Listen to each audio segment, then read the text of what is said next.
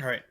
So for those of you who do not know about my process, I'm going to show it to you right now. Ooh. You go to youtube.com. Step one, you gotta press no on everything that'll make you waste time. This, for example, will make me waste time. Kung Fu Panda, Tai Lung's Escape.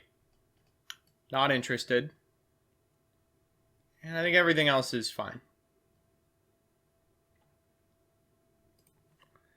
We're going to search lithium, 2300, dragma. And then we will click Dragma Necroz plus 10 first turn. We haven't played a single game. Add a card from the graveyard to the hand. Yes. Do you think that Herald will be any good when Diviner comes out in 10 years? No. I think Herald will be very not legal. You don't release an archetype like this after releasing the Auroradon stuff and, like, leave Herald legal. I think it would not be surprising if Herald got hit. Alright, I feel pretty good about this. God, this is insane. I can't believe they printed this archetype. Just reading it, it just seems insane. Alright, here we are doing this for the first time. We definitely did not do this previously, so we'll just be doing it for the first time now. Well, this is pretty good.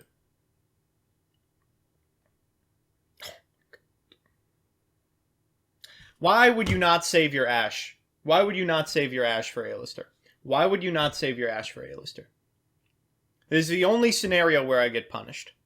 Why would you not save your Ash for A-lister? Oh, wow. Why would you not save your Ash for A-lister? I'm mad. Chibi Gohan, thank you for the $5. I will get you after this. Rotomington, thank you for the resubscription. Haven't been on Twitch in months. Decided to dump Prime here so it doesn't get ashed. I appreciate that. Is this going to be in 10-minute testing? Yes, for sure. Anyway, her ashing there screws me up because I drew Invocation. So let's go for Disciple. We're sending Op Cologne, right? We're adding Magmar.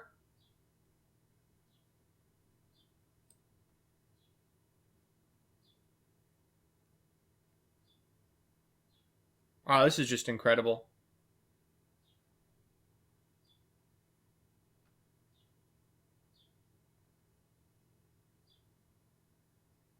Wow, just reading through all of these cards, I don't understand how this was allowed to happen. Yeah, Beast does seem like free advantage. So, like, we could discard Rook here, because we're going to use this to send Construct. In fact, I think we are doing that. Yeah, let's just do that. As cool as it would be to send Beast.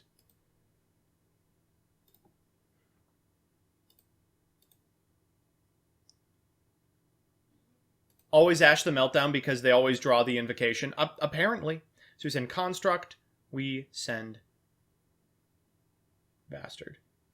You also realize it's my 4-month subscription anniversary. Oh, fantastic. We will send Bastard. Are we only on the one Bastard? Read on this. You have all the combos when you scroll down. Sure.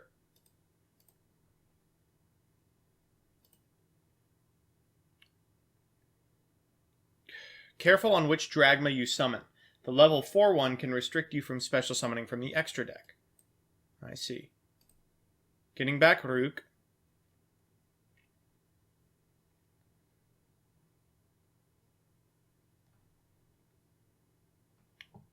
Triggering Ntis here. And App Cologne. Oh, this is super scuffed.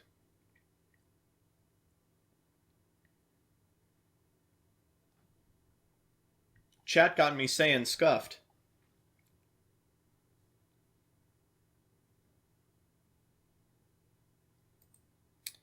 Alright, well that sucks. I guess that's the end of our turn. This is a mirror, yeah.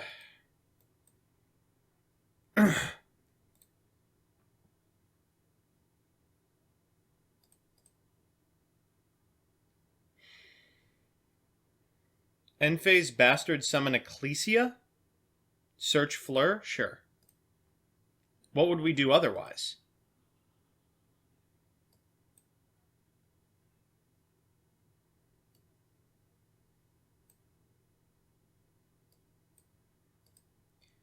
Otherwise, we would be adding Fleur to hand. I see. Fleur-de-lis. Okay.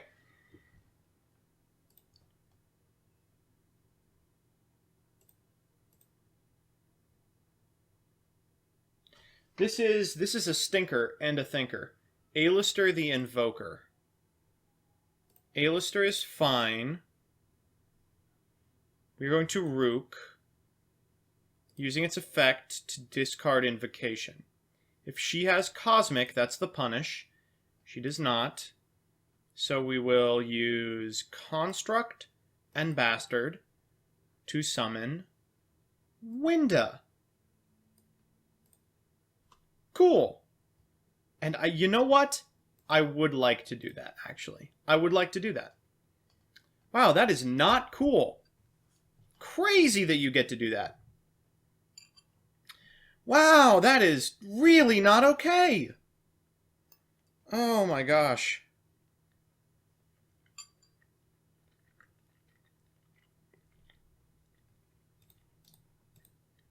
Invocation here is annoying.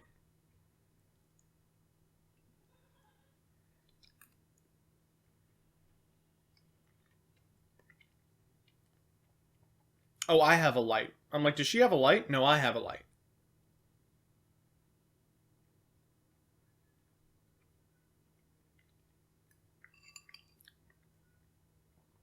Okay.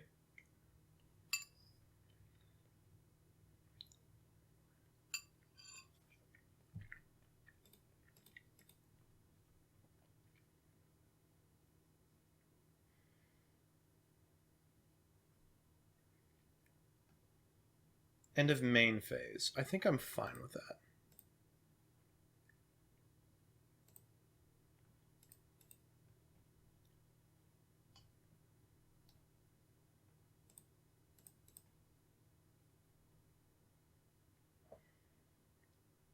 I guess Invocation?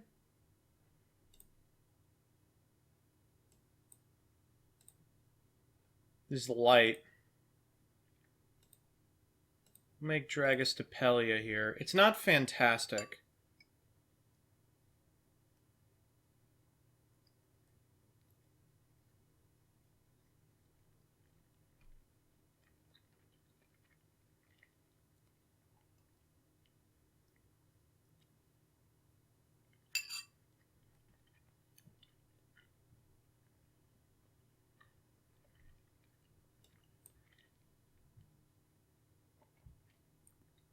This is a good one. I think we're just attacking here. We could get in for another 25. That's... No, I think I want to hold this.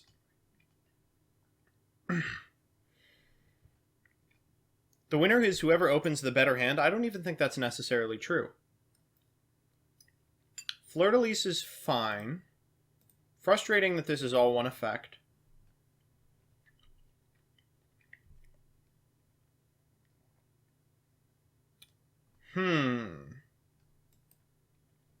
Send one monster from your extra deck to the graveyard with an equal or higher attack. Okay.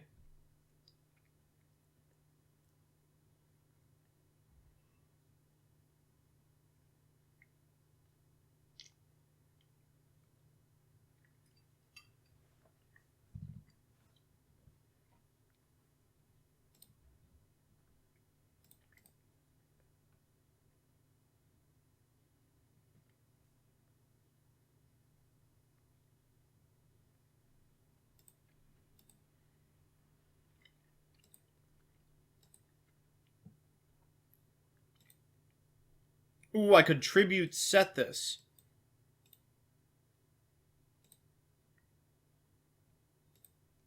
I think I'm just passing. This is annoying.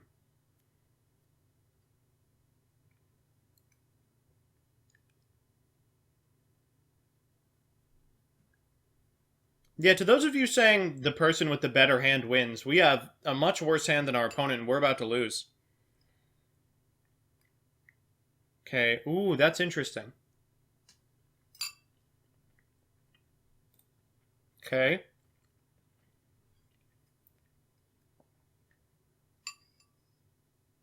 Now, she knows about the fleur-de-lis in our hand, so she's not going to play into it. Probably what's going to happen is she's just going to combat. Yeah. So we're going to wait for her to attack. This is just a free attack.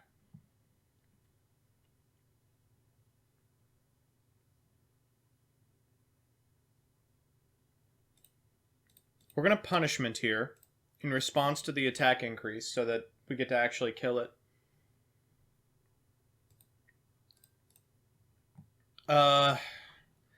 I guess we want to send Untis. Is Untis better or worse than Omega?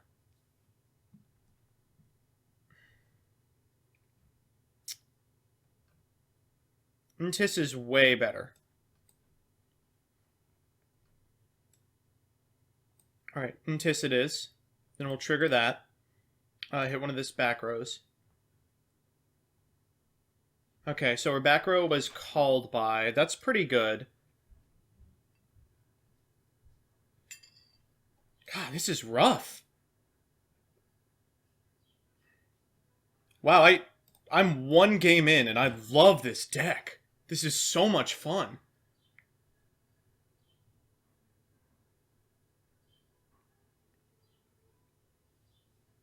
Okay, set one, and then pass turn. Okay, so that could be a Shadal. I think we just want to. I think I actually just want to set this and go to battle. None of the Shadals were properly summoned. That's got to be A-lister? Yeah. So that's going to get Invocation. Ooh, this was stupid of me. Knowing it was A-lister, I should have waited. Oh, that was real dumb. Oh, because as soon as she flips it up, I can fleur-de-lis. Wow, that was so good. Gosh, I'm dumb as hell. She knows if she had just normal summoned it, I would have been able to fleur-de-lis. She would have kept it face down until it mattered. God. Sure.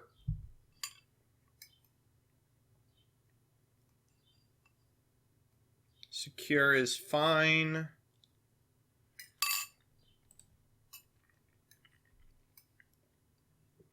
Alright, I'm done with this pasta. This pasta was mids, but it's us cleaning out the pantry.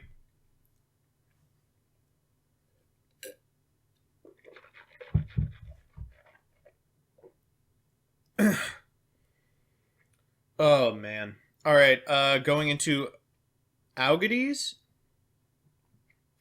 I guess here is where we probably have to fleur-de-lis. But it's, like, not very good.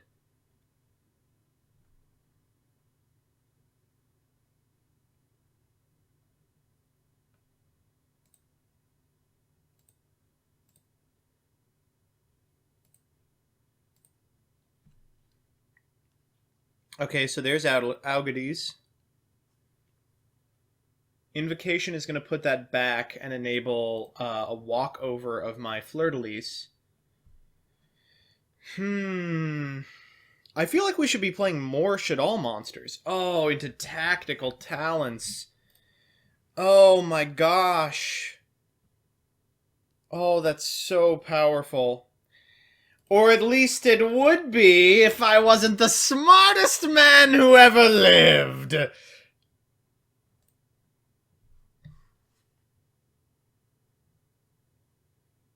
Why did I play into the Imperm Zone twice? Good question. Wait, did you play the Invocation there too?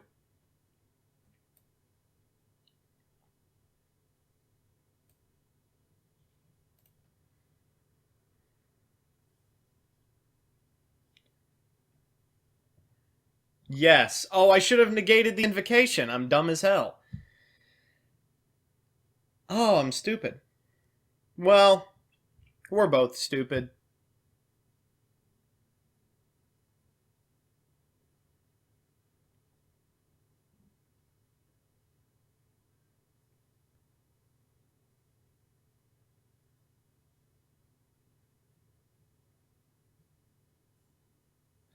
Okay, so we can walk over everything but the AGDs.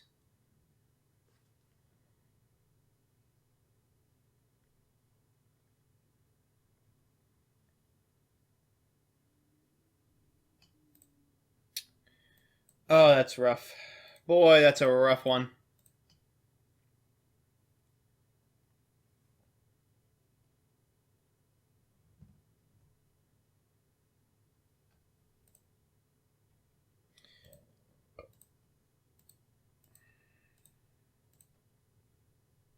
Alright, I feel pretty good about this.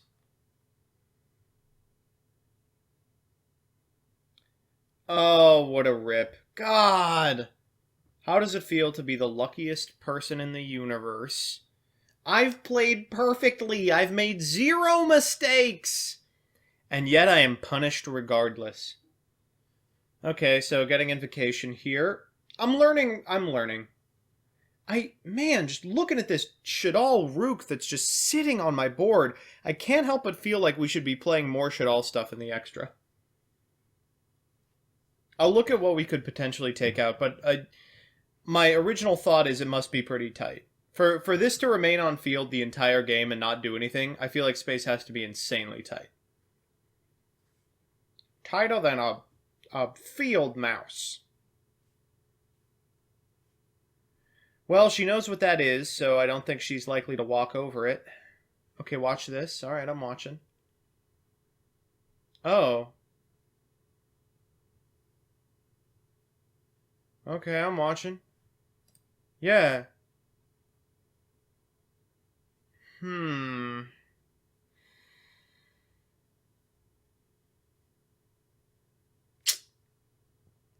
It's actually this. Oh, no.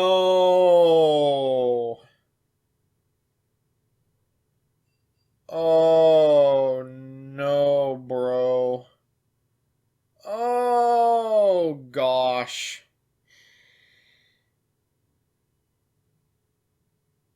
Alright. We're taking a heaping helping of damage here, but I think we're okay. This is just monsters.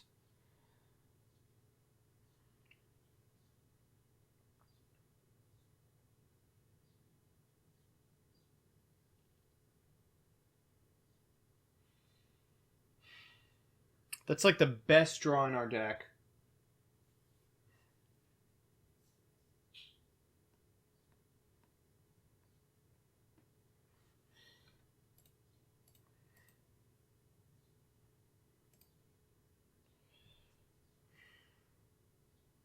Infip. Wow, you gotta be kidding me. Whoa, you gotta be kidding me.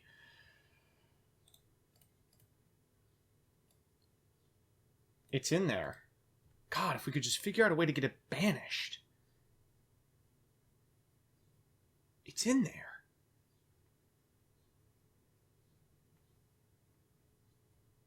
Maybe second app cologne. I am gonna play a second app cologne for sure.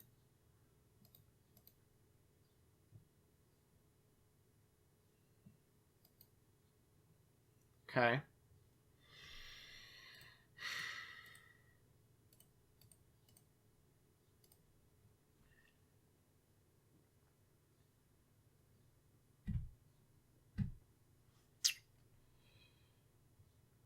Alright.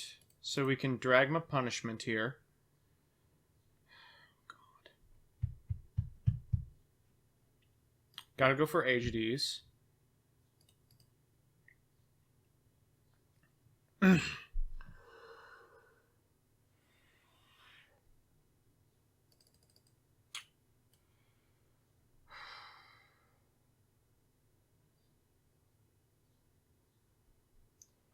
We go for Omega here?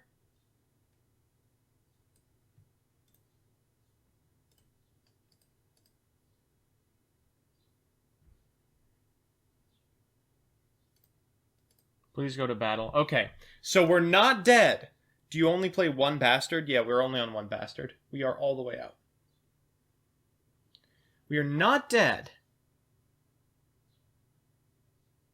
Okay, we made it to our main phase. Ooh, that is a rough one. So, what do we have in here? We have Beast.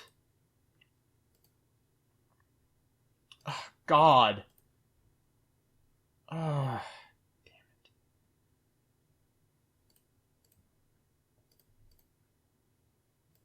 it. If we had one Shadal not in our banished zone, we could still do it.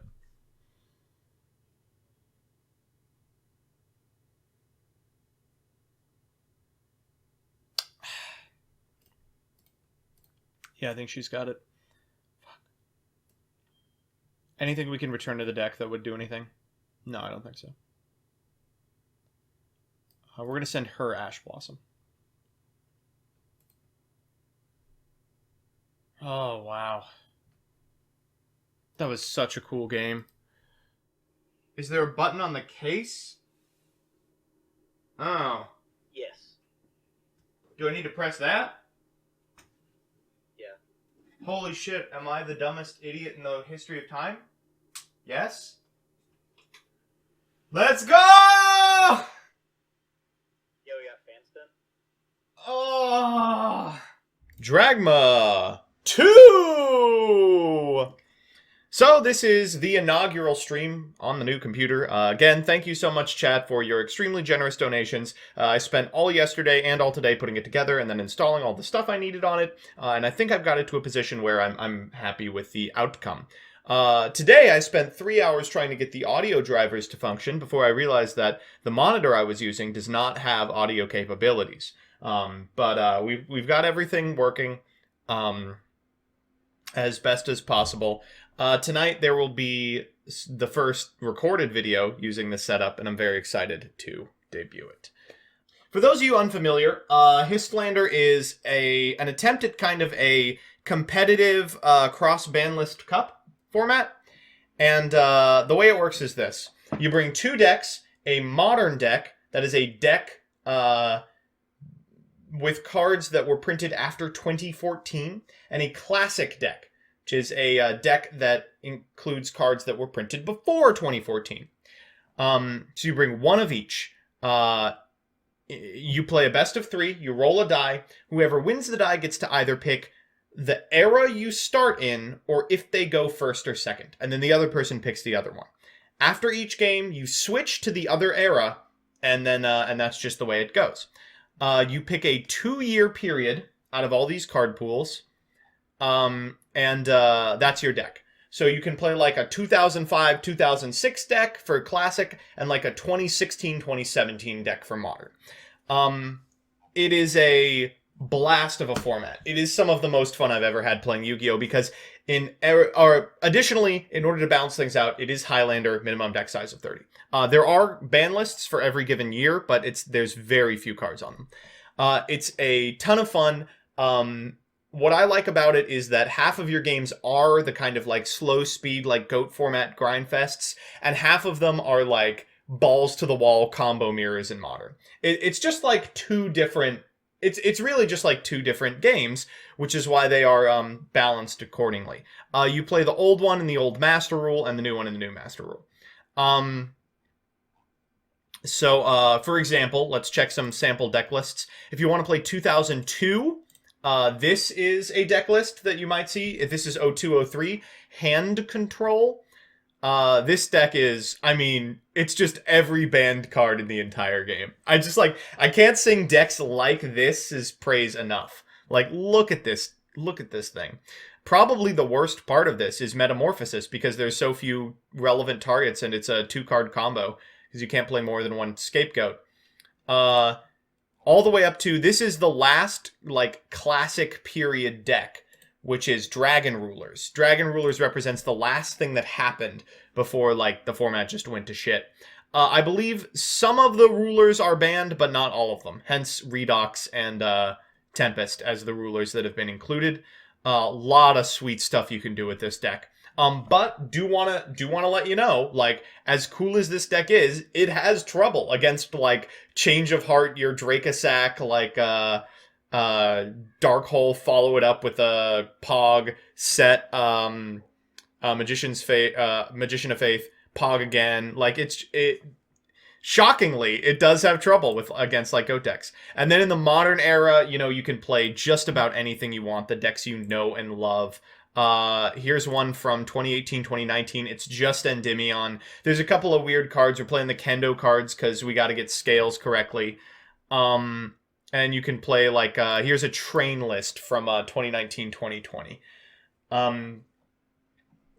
But I'll show you my decks, and then I'll play a couple of best of threes. Look at that. All right.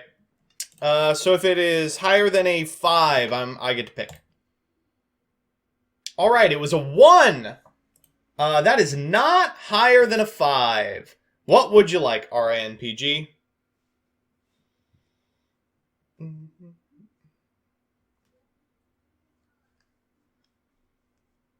Modern. Damn it.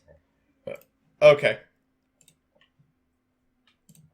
So going to new master rules. Don't check deck. No. Okay.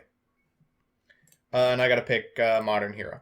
All right, back to modern. Modern, really, really bad zone for me to be in. Hate this thing. Okay.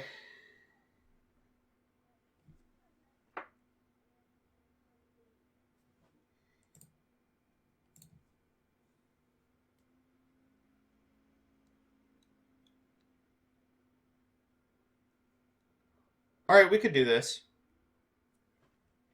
This hand rocks, actually. This hand is... Oh, no!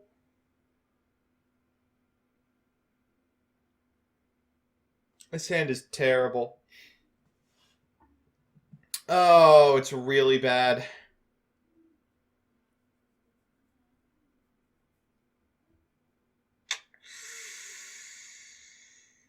Oh, bugger.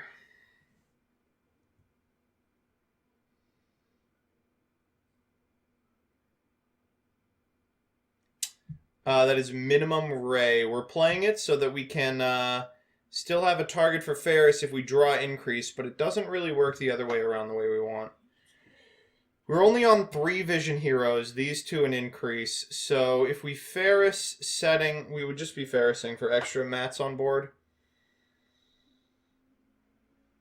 1, 2, God, it doesn't even make 2 monsters. 1, 2...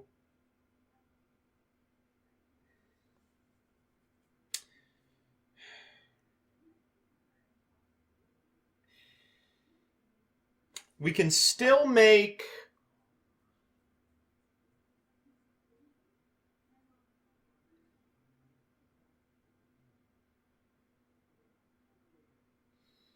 Yeah.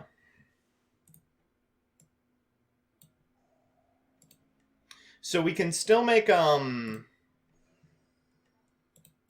Dystopia, and that's just going to have to be enough.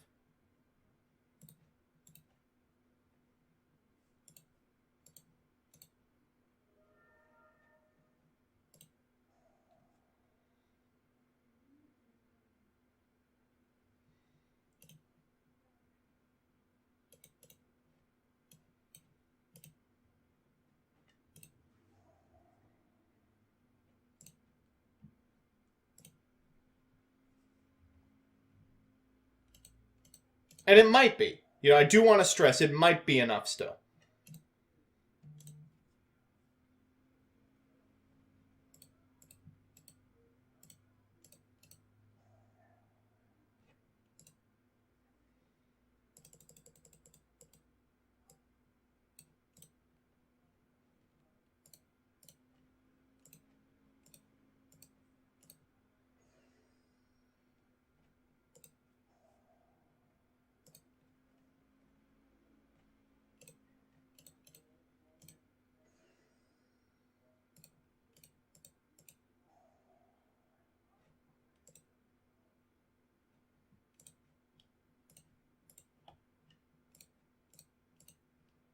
All right, I mean, this could be a lot worse. We do get to ping with Dystopia, which is kind of cute. Getting people down life points is actually pretty relevant in this format because games go long. All right, it's okay. I'm not going to pretend like this is a good setup by any stretch of the imagination, but it's fine. We'll have a couple of dystopia pops, ideally, and if things go our way, we might draw into... there's a lot of good draws we have. Like Bane, for instance. The guy who makes Bane does win us the game. Against almost anything. Terraforming, that's fine. I mean, like it would have to be fine. I have nothing to do to it. What was that ad? Oh, they're on Endymion. They're on Endymion, chat. I can't beat Endymion. Okay, Endymion's fine. I guess if we hold for Servant...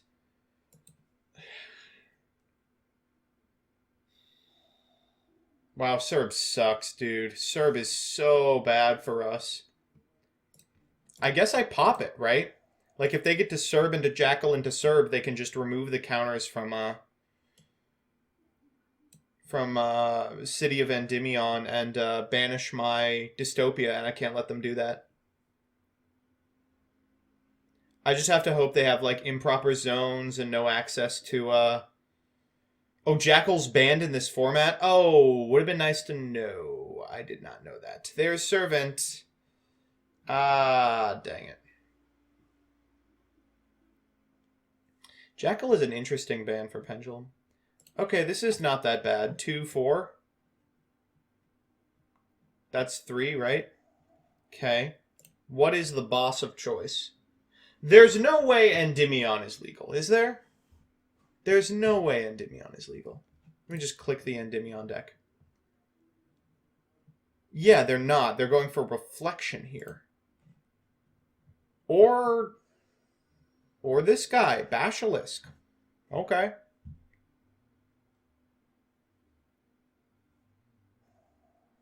Whoa, Destrudo! Where are we going? Where are we going with this?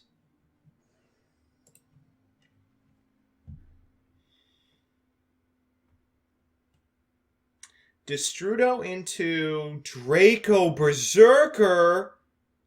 Holy shit, I'm getting OTK'd. Oh no.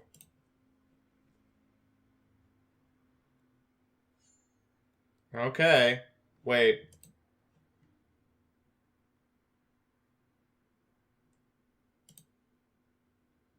You can't do this in the damage step. Not that it would matter, it doesn't negate, but...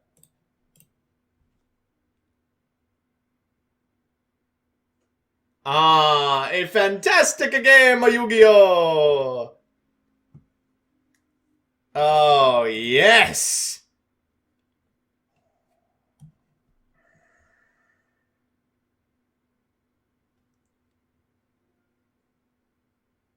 Hey, it's the best card in my deck! Hey, it's the best card in my deck! Please add me the hero that wins me the game on the spot.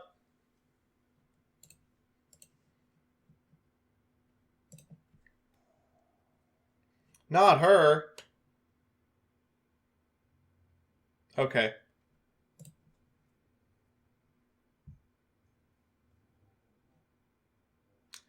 Does Dark Fusion allow me to do what I want?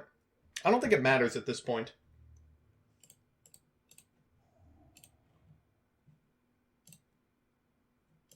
Hey MBT, after watching vids forever, I finally made it to a stream. All it took was a global pandemic. Hey, well, I appreciate your presence. And we can banish Ferris, this garbage card we drew. Get him. Whoa, Garuda. Oh, I see. So there was a reason for them to do it. You can remove 3 special summons.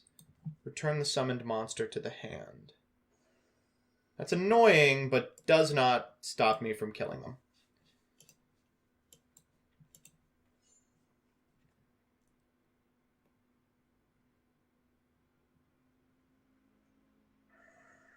This puts it in the zone, right? Yeah.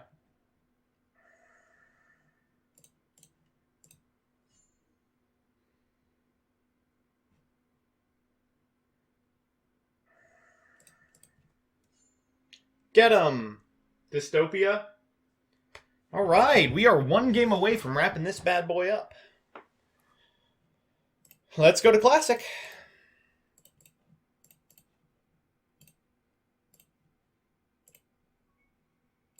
Alright. The Monarch deck is pretty good at doing most things. Going second there too? Alright, if you insist. I would prefer to go second in Master Rule 3, I feel like. Because, like, my deck is all, like, soul exchanges and shit. That's about as good as it gets. Yeah, the problem is you can't play it like Goats, where you're like, what do I set? Do I not set cards? Like, your opponent has access to just these insane cards that you do have to basically be prepared for at all times. This is extremely crusty. You all banned Last Warrior, right? Damn, that sucks. That's a good hit. Because if so, I've got some illegal stuff in here. Not playing around Mech Knights there? Well, I don't think there's going to be Mech Knights in this format. Whoa.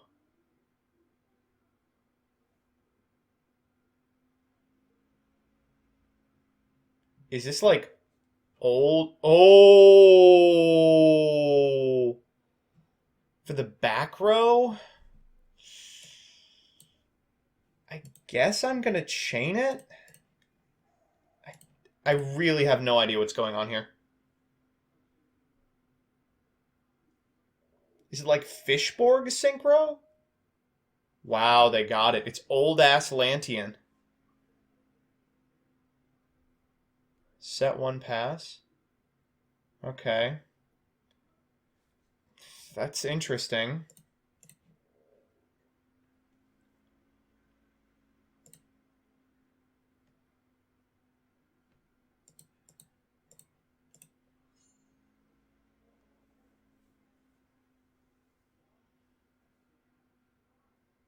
So what did Atlantean used to have? Is this pre-Nept Abyss, or do they have Nept Abyss? How old is Nept Abyss? Is it pre-2014, really? Abyss Sphere, it must be, right? Mermail from your deck.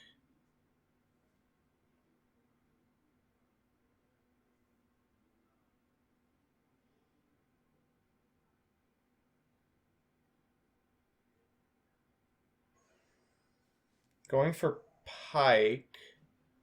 Discarding Hilda. Okay. Are they going for Molan Glacia? Nept was 2016. Yeah, this is just old stuff. Diva's legal. What do you get off Diva?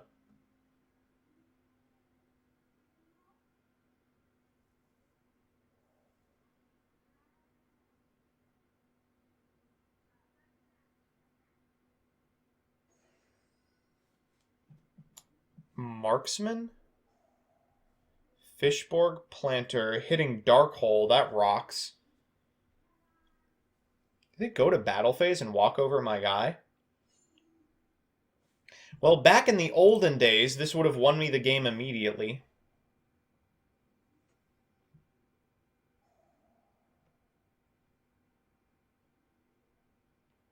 Okay, they get a 4 here.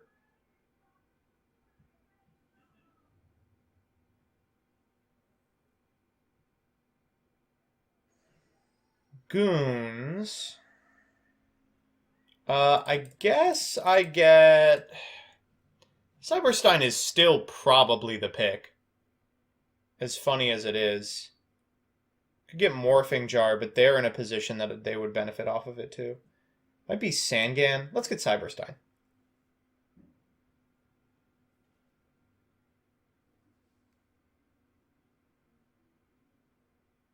We're going to take nothing here. You're not getting goons today, idiot. You're getting blown out by my extremely powerful Mirror Force. You better set Fiendish Chain, because you are getting extremely Cybersteined this game. So just to clarify, Last Warrior is banned as of recently. Oh my god. Holy guacamole. Okay, I won't go for him then. Wow.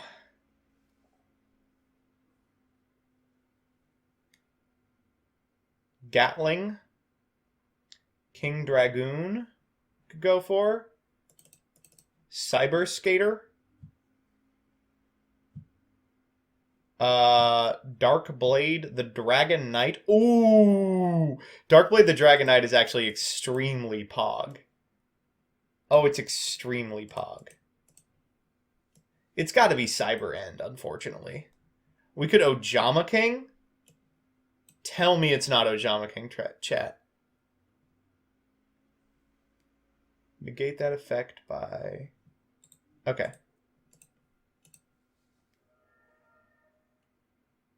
Let's go. Ow.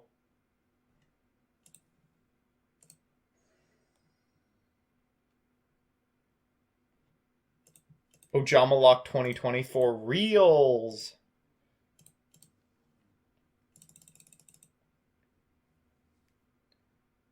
I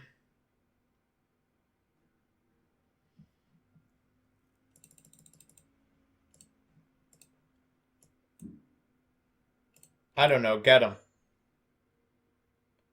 Gotta play Ground Collapse for the lock. Yeah, for sure. I mean, we could still get killed here. It would not be very difficult.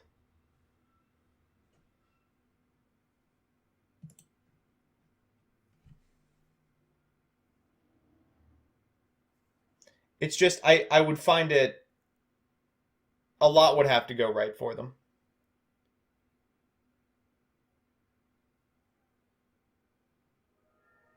Tin Goldfish is a start. Okay, so that is not what you want Tin Goldfish to do. Ow. My friend!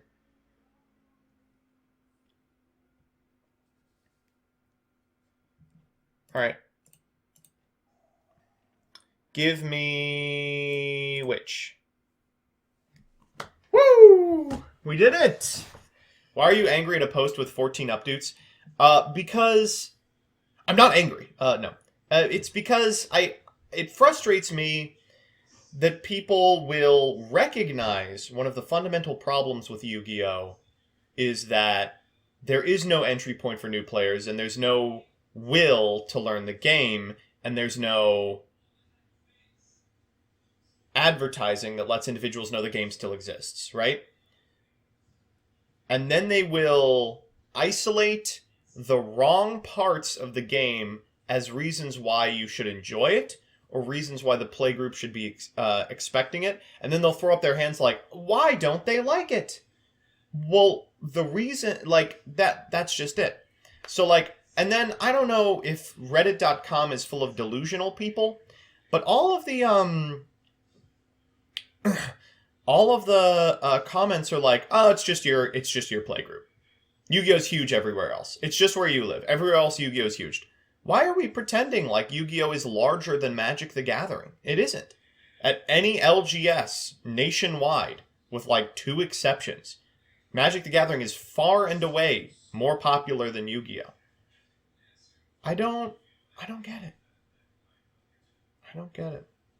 A big part of the reason is the supposed old school players constantly screaming about how bad the modern game is.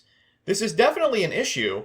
However, when I show friends who haven't played comp in even 5 years, the 4 negate boards, the full hand loops, they laugh. Think about the best case scenarios for turn 1 ending boards over the years. Compare Necros to the current meta. I have fun with the game, but it is obnoxious to people who took time off. Fantastic post. Fantastic post. Giving me first. Thank you, Summon How. How could you have known that?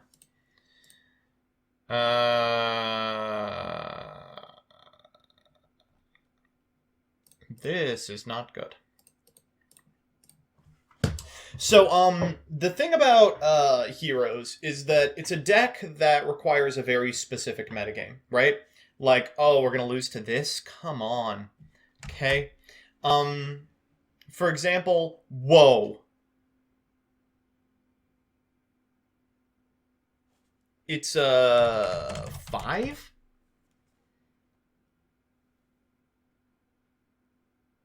4 other monsters. Okay, that's fine. Anyway, the thing about here is it requires a very specific metagame in order to do anything of importance. Multiplication of ants, huh?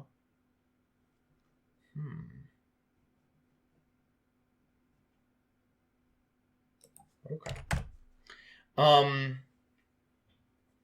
And that metagame is anything in which Dark Law. I think I am going to ash this.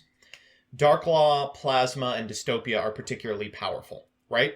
Like, very specifically, those cards need to be playable because those are the payoffs for the deck. And certainly, I would argue we are in a metagame where that is, like, possible right now. I am going to wait for cost and then infit this. Anyway, the unfortunate truth is that Hero is not a competent enough going second deck to OTK, and their board building prowess just isn't as good as Adamancipator or Eldritch. That's just the way it be. If you want a resonance, this is not once per turn. If you want a longer explanation, it's this. So, the strengths of Hero, when identifying any rogue strategy, you need to be identifying what it does better than the decks that are better than it, right? Otherwise, there's no reason to be playing that deck. You're just playing a bad meta deck. We're just dead here. All right. Okay. For Hero, we're actually just dead. For Hero, those things were, it had a resilience to hand traps, it had a novel end board, and no deck could access a... here's what it was. It was a built-in resilience to hand traps, access to Macrocosmos, and access to a one-sided skill drain, right? So no deck had access to a Macrocosmos in any sort of consistent capacity. No deck had access to a one-sided skill drain in any consistent capacity. And no deck had the ability to play through hand traps as effectively as Hero did, arguably. So all three of those have changed for this upcoming format. The removal of Malicious to 2 means that now to end on any sort of a respectable board, every single activation of a hero effect has to go through. That is not likely to happen. And suddenly, like, Stratos is a choke point in a way that it wasn't previously. We're going to go first, by the way. Or second, I think. Yeah, let's go second. We'll play, like, Lightning Storms and Nibiru's. Obviously, we're going second. We're playing Unchained. Play them over this card. I'm not even playing Nibiru. I think there's scenarios in which they don't even Nibiru.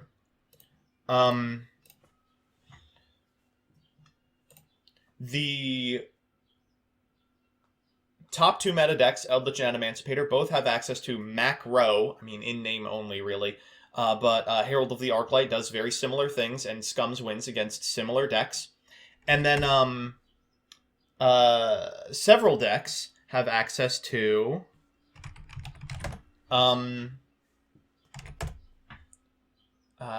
a one-sided skill drain in True King of All Calamities. So none of the upsides to playing the deck exist anymore, and it still has the problem where it loses to just about everything. Okay, so now that we are done with that, what is happening here? Drew multiplication of ants again. Okay.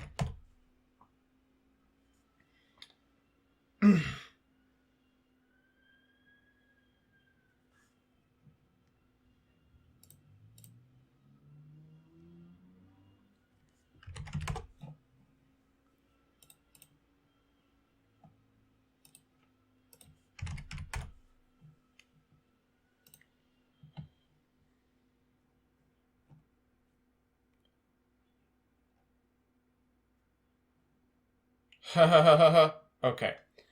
All right. So we're going to draw 2 cards here.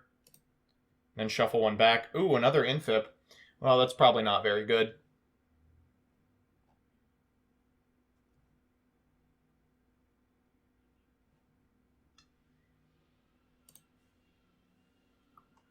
Wow, this is insane.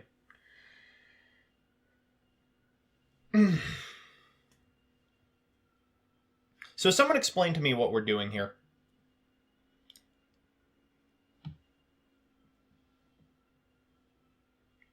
Like, we can A-bomb prison for, like, the trap card?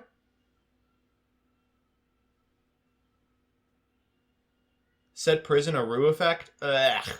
Yeah, you're right, that's it. I wanted to activate prison.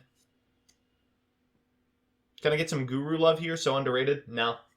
I don't think there's any reason to be playing Guru in Eldritch format. I do not understand what Guru brings to the table. Like, the reason you would play Guru over other trap decks is that it had the ability to play these insane, unfair Haymaker floodgates. No floodgate matters against Eldritch. They can just pop it with Eldritch. That's just the way it be.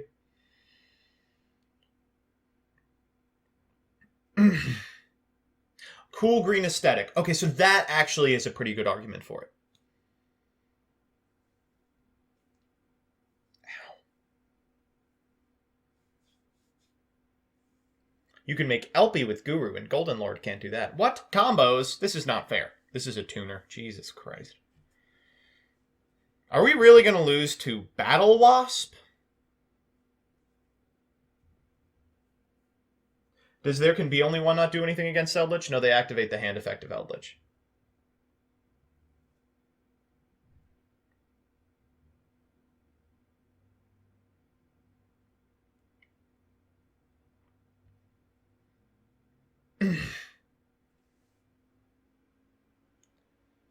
What is going on here?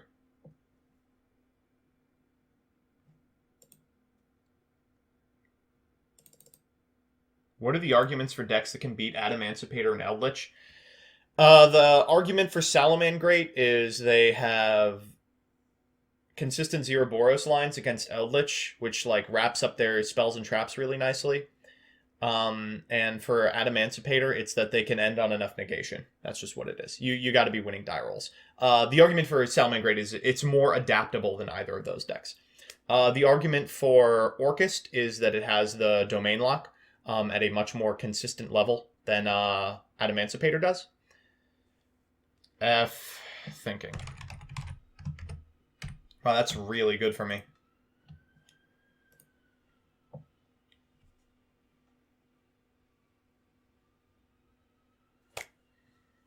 So we win here, right?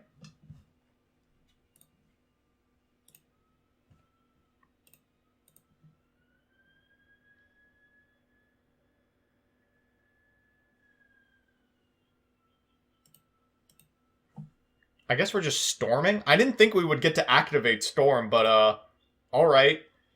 Okay, let me think here. Not like their board really matters. All right, so we are going to prison. To prison.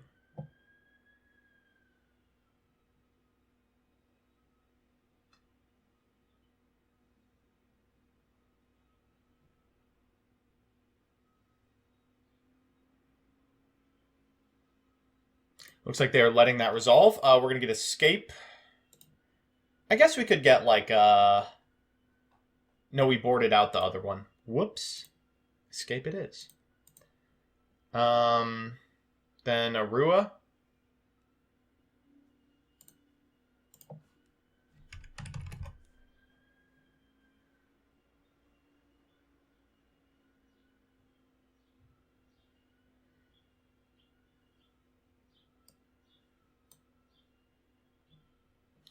Escape. Escape.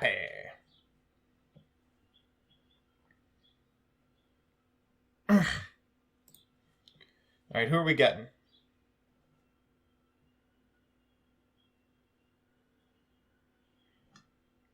Am I getting...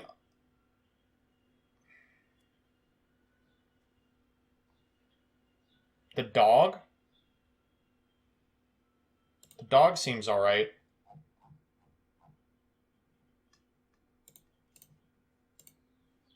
Unchained Soul of dog shit. Sarama?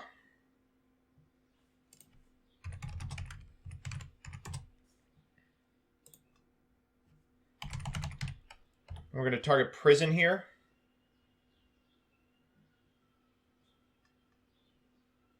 Or, do we even need to do that? Nah, we'll do escape. Escape.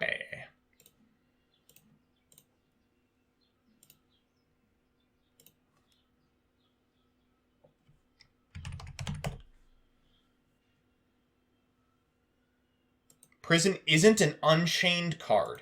That's very interesting. Okay. Well, we go to battle phase? Do I want to do that more than just make rage? 2 monsters, including an unchained soul monster. So let's go disaster effect. So doggo. I'm going to make this guy. So now do we go to battle or do we just make the 3? Kind of want to just make the 3. No, it's better to just keep escape online, I think.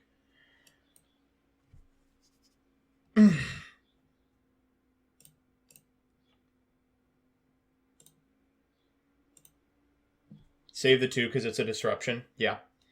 That's what I'm doing. This deck's fun and cool, but not, like, good. Alright, and a concession.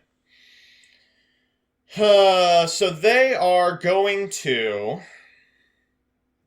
make us go first. So we should play Sanctum, Scythe, Summon Limit. Kind of still like Infip. That sucks for sure. So does he.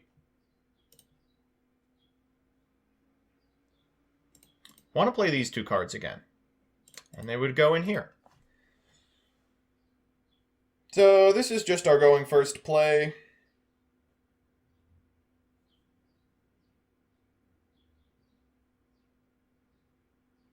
Yeah, chat, I understand this deck. This is just not for me.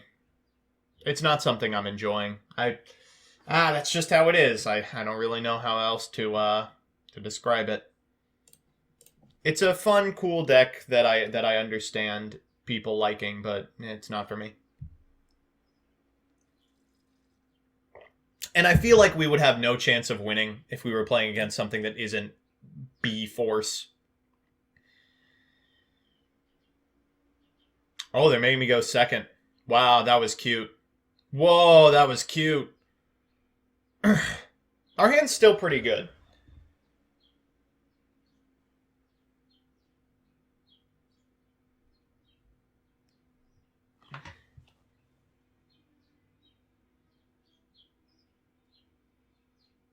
Okay.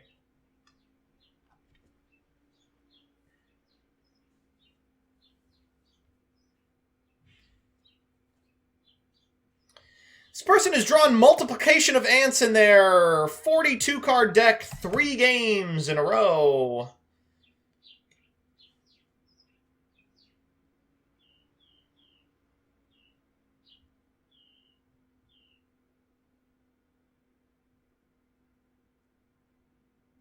I mean, I guess I'm going to get to see what they do.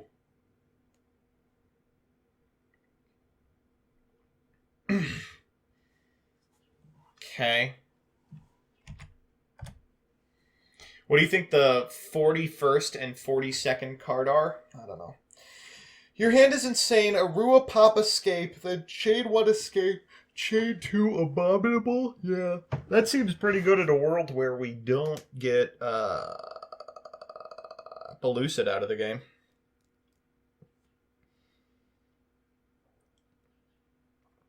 Okay.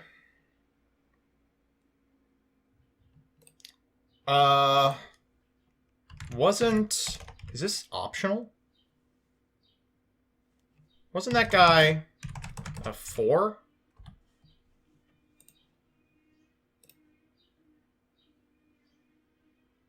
You never said GG after our duel. I thought you had better sportsmanship. You're right. I apologize.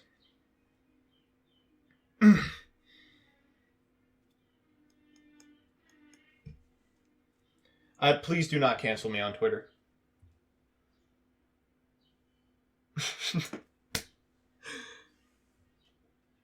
Please!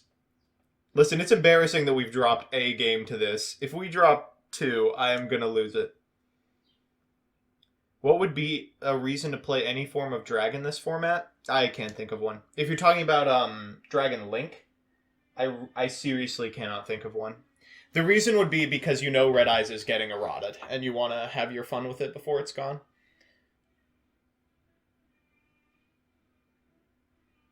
It's just Adamantipator, but less robust and with a worse end board. I would have trouble defending it. Can I pretend that I equipped it to my normal monster then? Pico? The answer to this is no, right?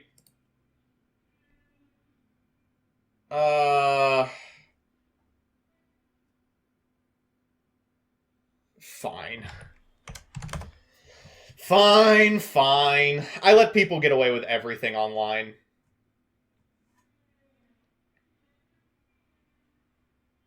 Wait.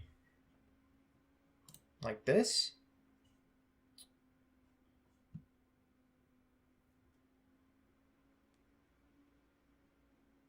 Okay. For Link Spider. Pico's summoning condition is 2 insects. So it's fine to summon with the multiplication tokens. Okay. Zephyr Westwind, thank you for the subscription. Scary Moth. Scary Moth. This person is on Scary Moth. Wow. Scary Moth. What do I say except it's Scary Moth, you know? How do you get Scary Moth out? Chat, you need to help me figure this out before we have to stare it down. How does Scary Moth make it to the field? Okay.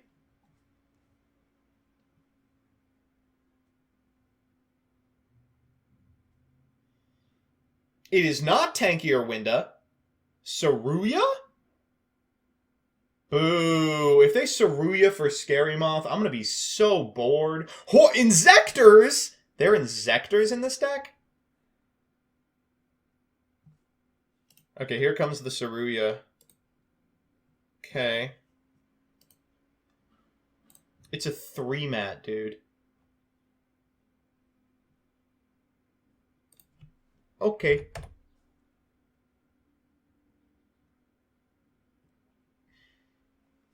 Scary Moth?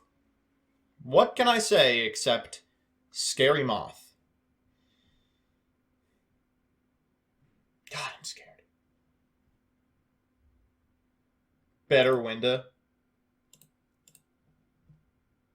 Alright, so we have like a million ways to get rid of this, right?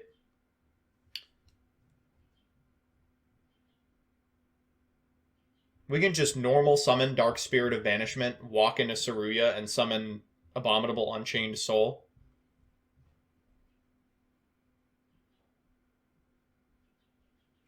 Right? And we walk over Scary Moth. We don't even need to walk over Scary Moth, I'll walk over Saruya! You're gonna have to play under Scary Moth!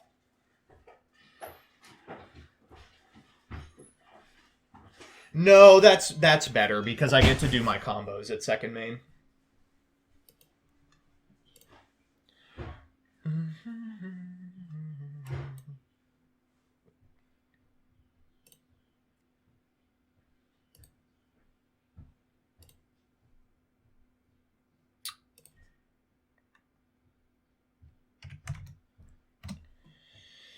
I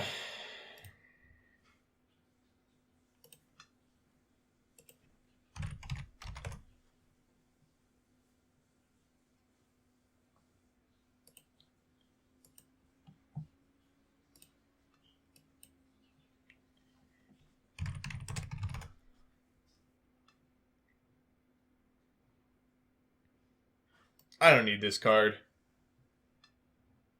I'm Pop Scary Moth.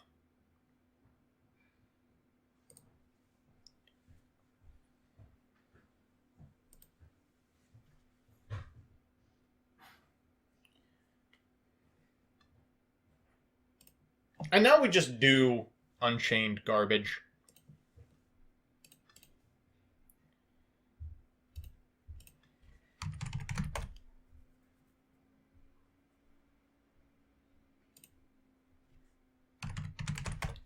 Escape. Gonna escape into Sarama here.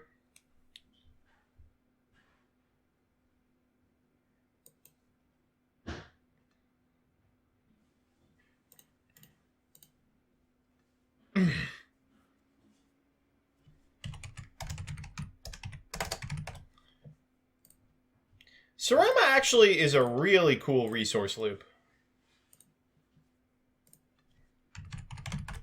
Gonna get Rika here.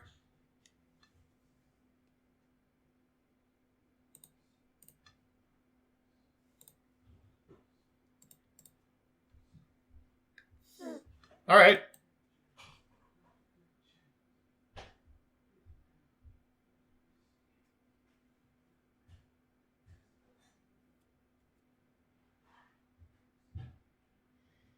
I feel pretty good about this. We've got Escape and we've got Sanctum. It would take an act of God for us to lose this game. Insector Dragonfly. Thinking. Summon. Okay.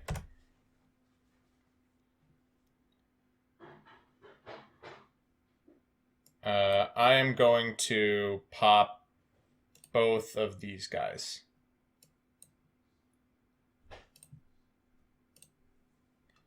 Sarama. We're going to go into Arua.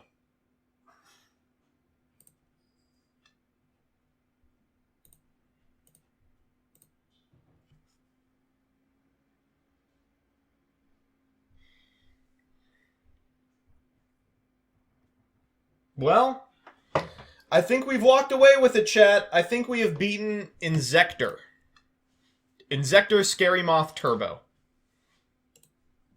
If you didn't have A-Bomb, how would you have gotten rid of Scary Moth? It's Doomdozer in hand? That is completely fine with me.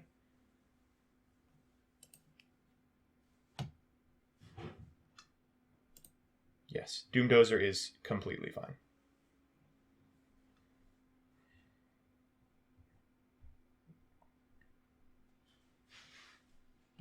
What are you gonna do? Attack?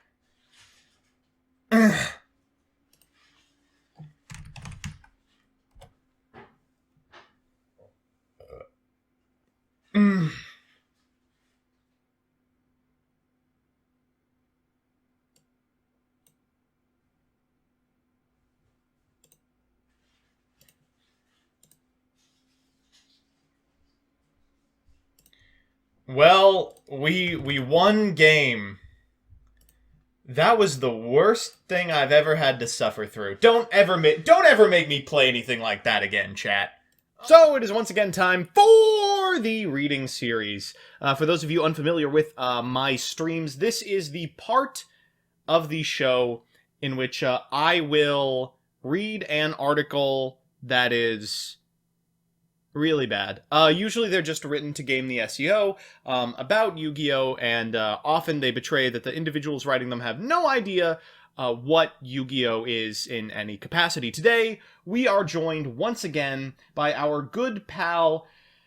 Oh, God. I mean, I hesitate to say it, but it's CBR. CBR.com, for those of you who are unfamiliar, Cock and Ball Rorcher is a favorite of the stream in terms of the content that they produce. Like, this Star Wars concept animation shows yellow Kyber crystal in Rey's lightsaber. Star Wars, the original Obi-Wan, would not want to show Batwoman's COVID-19 Supergirl cameo.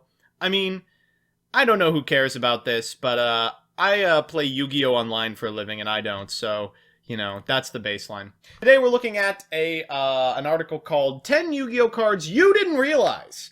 Reference pop culture. And I was assured by CJ Alex, who found this one, that I would be actively mad by the end of it. And I am holding out hope. You know how I love my anger pornography. This is written by D'Angelo Epps.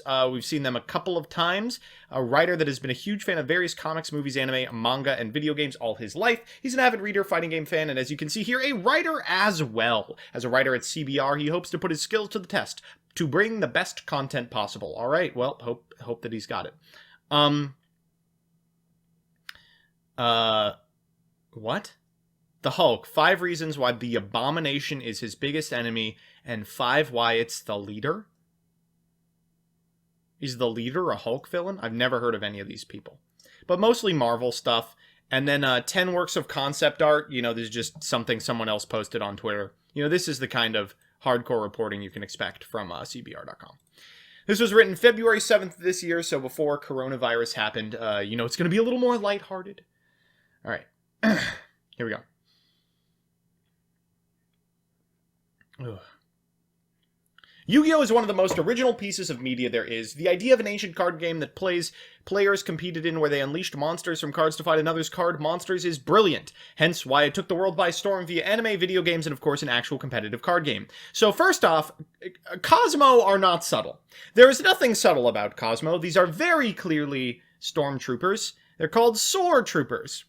I guess maybe the Wizard of Oz influences are a little more subtle, but not really. However, did you know that not all the actual monsters from this game aren't original? Many Yu-Gi-Oh! Cards reference pop culture, and it's the coolest thing when you notice. If you're wondering which of your favorite card monsters reference your favorite shows, then stick around for the list. Number 10, Cosmo is Star Wars! Wow, I completely missed this. Is that true? Do you think that's true? This Cosmo archetype of cards features a series of light and dark pilots, and a great supply of spaceship monsters to go with them. The pilots and ships contain many references to the Star Wars series, with a card being the Psychic of the Pilot Monsters, being a big reference of the Force-sensitive beings of the Star Wars universe. That is a hell of a sentence. Taking a closer look at more cards in the series, you'll find designs right from the galaxy far, far away, as various ships, weapons like lightsabers, concepts like one of the characters, and being a farm girl on a sand planet, even stormtroopers called Sword Troopers. Wait, so literally no reference to the fact that it is also Wizard of Oz. Zero reference to the fact. So actually, Wizard of Oz would have been a good one, because he did not notice. He didn't realize. Huh. Inzector and Masked Hero. Kamen Rider. I mean, I guess everything is Kamen Rider. I don't know anything about this series, but you know, Rada seems to like it. The Inzector series of Yu-Gi-Oh! Monsters is a series of dark insect archetype cards. However, these insects aren't necessarily insects, but humanoids wearing armor, mostly like the original Showa-era Kamen Riders. The designs of these characters featured on these cards are just about one-to-one with them. Kamen Rider's love doesn't stop there. The Masked Hero monsters also reference these tokusatsu heroes. However, the Inzectors reference Showa-era riders. The Masked Heroes reference the Heisei-era ones. Wait, what the hell is this? Okay, Earwig and Chaos. This is masked. The red one is not Masked Hero tanky?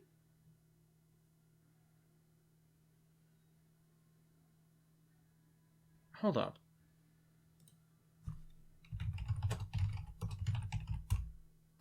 Tanky. Masked Hero. What? It's Goka, right? Oh my god, it's a cock. It's a CAC, baby, a custom card in my Yu-Gi-Oh! Article. Oh, Chad, good catch. Must be special summoned with mask change and cannot be special. Gains 200 attack for each hero in your graveyard. Once per turn, you can target a monster your opponent controls, destroy it, and inflict damage to your opponent equal to its attack. What the hell? They just made better Goka. I mean, that's fair. Goka's terrible. Wow. Alright. Elemental Hero, you may not have known this, but Elemental Heroes are references to Western heroes. Look at Electrum. I just want you to look at what people were allowed to draw. People who were like, Yu-Gi-Oh! Is... This is just unreal. I've never, like, taken a hard look at Electrum's, like, drawing. This is the worst image I've ever seen in my entire life. Like, Yu-Gi-Oh! Definitely has a problem with the way they draw women, but they have, like, a problem with the way they draw men. Look at this. He's got, like, an hourglass figure. His dick is off to the side. I've never, like, no, you can never look like this. He's got, like, a 30-pack. This is 100% a Rob Liefeld drawing. That's a fantastic reference. It looks like bubble wrap. It's disgusting. Woodsman could get it, though, yeah. If you've ever laid your eyes on the anime sequel to the original Yu-Gi-Oh! Series, then you're definitely familiar with the Elemental Hero monsters. While the original 5 Elemental Heroes were based on Super Sentai, the GX group... What? No, those were GX2. Was based on Western heroes instead. Which one? Which ones? Tell me! Who is Woodsman? Who is Lady Heat? Oh, man.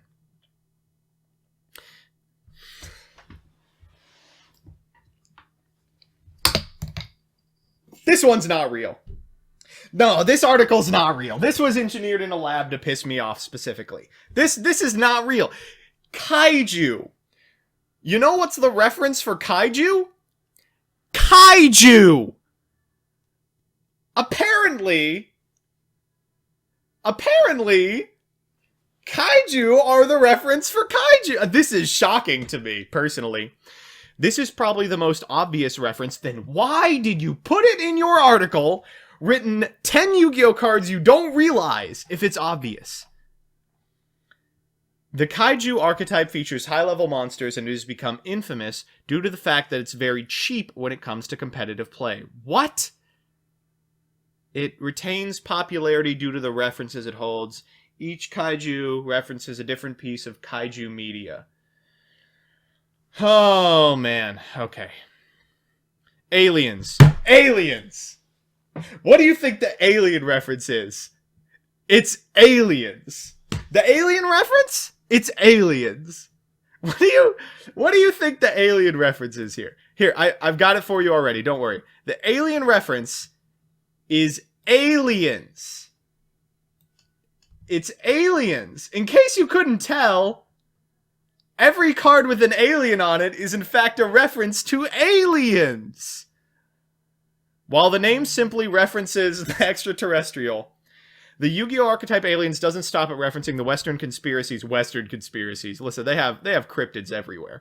Little green gray men, but other theories as well. Not only are there cards like crop circles, but other pop cultural conspiracy cards like Planet Pollutant, Mass Hypnosis, Mysterious to you're just reading the name of the cards.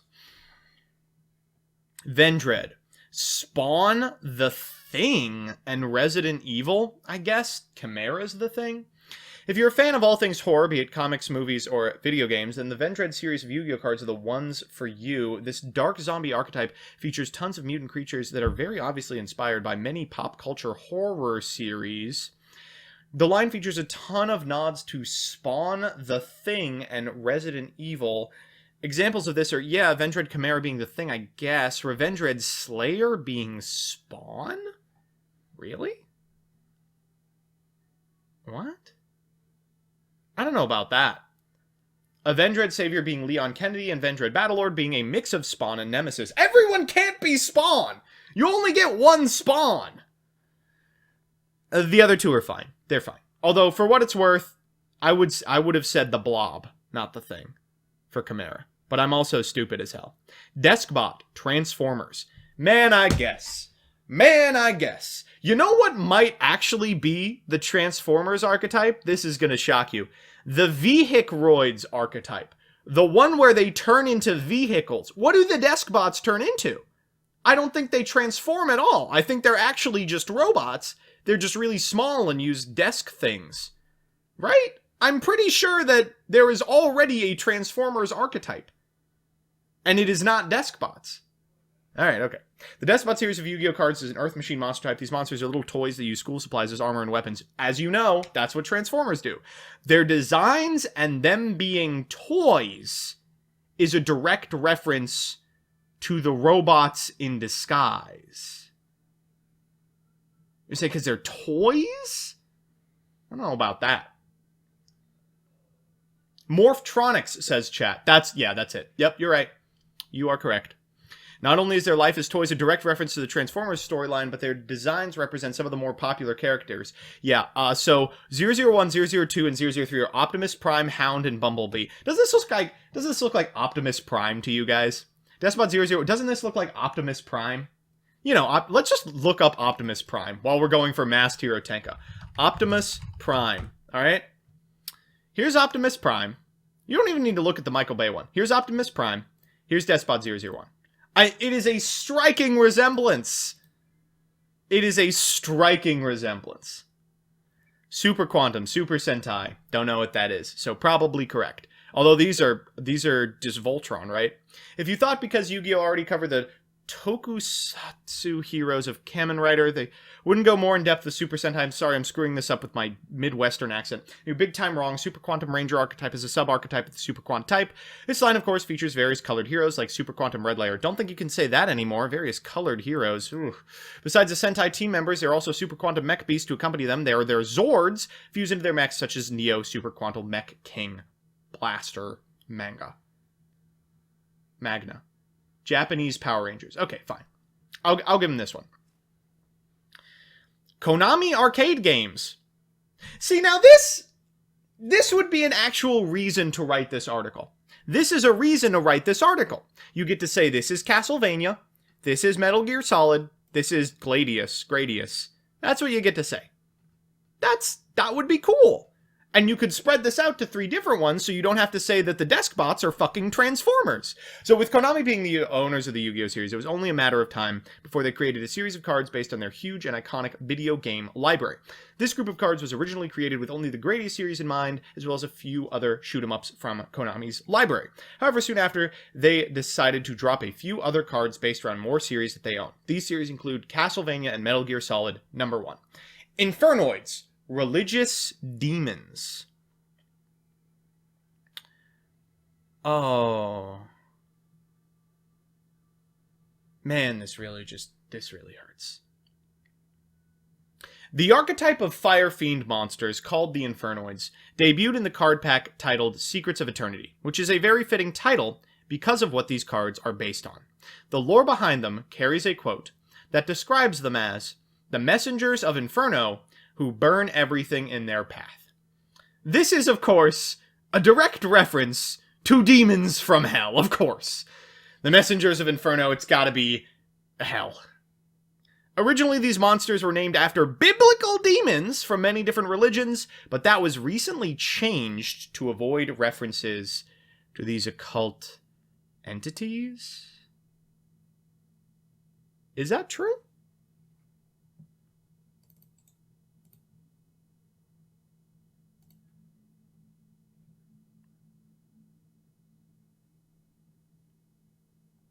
I'm looking. Etymology. Each of the level 7 and lower monsters were names of biblical demons, such as Beelzebub. Well.